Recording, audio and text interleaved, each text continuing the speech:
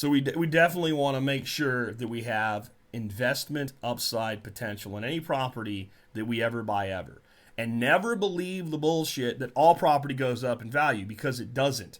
Generally, over the long term, all property goes up in value. But if you need money now, or you need to cut expenses now, and you have a piece of property that's leveraged with debt, and its value has gone down below the amount you've leveraged it against, then you're stuck with it. And imagine being stuck with two properties like that. So it's really important that not only do we see investment potential, but we protect our investment. We start out with enough equity in the property with enough of a down payment, or we immediately make improvements that improve the equity value of the property so that we have an exit strategy. Think about it this way. Your bug out location is an exit strategy. It's an exit strategy from your primary dwelling.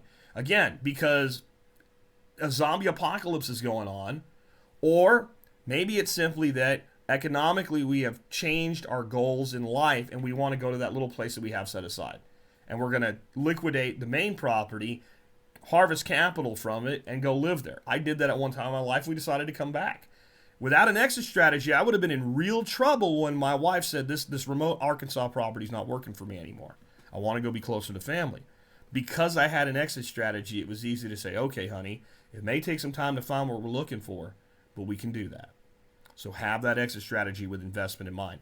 Another goal for a property should be income. Now, it doesn't mean every property should have income, but every property could have income. So, for instance, a good bug out location might be a small cabin a couple hours away from you on a lake. Now, a lot of people would get really twitchy, twitchy about this, because they're going to say, well, I don't want anybody to know where my bug out location is. Okay. We got the bug out location thing. It's not gone. It's on the shelf. Let's let it rest. Okay, like a nice bottle of red wine, it's resting before we pour it. It's okay, all right? Because I want to put it to you this way. Let's say you found that little cabin, and let's say it was set up so there was something like a good basement in where you could have all your preps, and you could have a big old bolted door that any kind of tenant would never be able to even get down there, okay? And you could make enough income off it by renting it in like the high tourist season to completely cover or mostly cover the expense of the property itself. All right? And this is going on. And then let's say the worst of the worst does happen. It's a total breakdown of society. Do you think the two yuppies you rented to the cabin to a month ago are going to think, you know what we should do, Margaret? We should get in the Chrysler and drive our ass back to that cabin that we rented out in the woods. But see, then people will know where it is. Let me give you a clue here. Because of Google Earth, everybody knows where everything is. So a little cabin in a small community where people look out for each other, that's used as a rental property, so there's a constant checking up on it while you're not there, solves an income concern and a security concern. Well, what if I need it when someone's in it? Well, you control when you rent it. And you can always say no if you haven't already taken a booking. So that's one way a property could produce income for you. Another way a property could produce income for you is a conventional remote property, properly forested, could produce income for you. And there's a lot of other ways. The key is don't write that out of the equation, that there might be income potential from the property even if you're not living there full time. In fact, sometimes the security concern of something like renting the property out actually is a security advantage, as we'll see as we go on with this. Next, recreation. I think for most people, this is the primary focus when you're looking for a second property. It should be a place that you want to go, that you want to be, that you enjoy, that your family enjoys, that your kids enjoy, that brings you closer together. A place where you can go hunting and fishing and trail riding, or walk the beach, or walk a lake, or whatever it is for you. Don't write off the concept of having something that looks more like a conventional home, that again is surrounded with community, but gives you the geographic distance so that if something's gone wrong where you are, there is another option. Remember, the bug out location concept's on the shelf, but it's not gone. It's still there. And tax advantages. So just a few other tax advantages when we own a second property. Assuming we mortgage it, and most of us will, and it's the one place I'm really okay with debt, is real property, because it generally appreciates in value. And that and business investment are two places where I think debt works, because if the value of the asset increases at a higher rate than the rate of the debt is profitable. So debt is a leverage tool that we should be using the right way at the right time, and we should be staying out of trouble with, but we shouldn't just turn away. It's like saying, well, you can get hurt with a knife, so I'm not going to use a knife. We don't do stupid things with a knife, like try to catch one when it's falling. That's a stupid thing to do with a knife. And that's what credit card debt is. It's trying to catch a falling knife and figuring, well, since I grabbed the handle 3 times in a row, I'll just throw it up in the air again. We don't do that. But with real property, we can do that.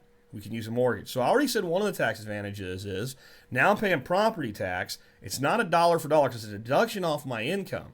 But if I'm paying a couple $1,000s in property tax on a remote property, I take that right over on my 1040 and I deduct it from my federal taxable income. The other thing I usually have on a property is that dreaded property tax, right? I also can deduct that from my taxes. Now, I'm a big believer in CPAs, good CPAs. Do not just say, well, Jack Spirko said I could take this deduction, so that means I can take this deduction. Consider that you may not be able to take a deduction and run it by a good CPA. But those two are rock solid until you get to certain income levels where you would have a good CPA anyway. If you're at the income levels where you no longer can deduct mortgage interest and property taxes on a secondary property or even a third property, which may be an option for some of you, even some of you that aren't wealthy. Well, also remember that I said a property could be an income property. Yeah. Well, you can almost completely divest yourself of interest in the right or income in the right situation, even though it's real income. You can create a phantom loss through something called depreciation. So you can actually depreciate a property over a number of years if you're using it for rental income, even if it's part-time rental income, because it's a business asset. So that's another way you could create a tax advantage. Or remember what I said about running a property for income with, say, some sort of an agricultural concern? Well, if the property is exclusively used for that, then a significant portion of the expense of the property may be deductible, and it may be things you would have done anyway. Again, tax attorney and CPA in all of these situations, but those are things to consider as well when you're buying a property. Doesn't sound very survival-y, does it? Well, I think putting money back in your pocket so that you can do more for your preparedness and individual liberty is modern survivalism, and since I coined that term, I think I get to tell you what I think it is. Anyway, the next thing I think you really need to think about is what are going to be your options for purchase. And you really have 3. I mean, there's a lot of different varieties of each one, but in the end you have 3. And one is conventional financing of some sort. If you're a veteran, maybe VA. Generally, that requires you to be a primary residence of your property. There's ways around that. Or if you're a normal, just everyday property, you could have your general Fannie Mae, Freddie Mac type loan. Or conventional financing, just straight up conventional financing.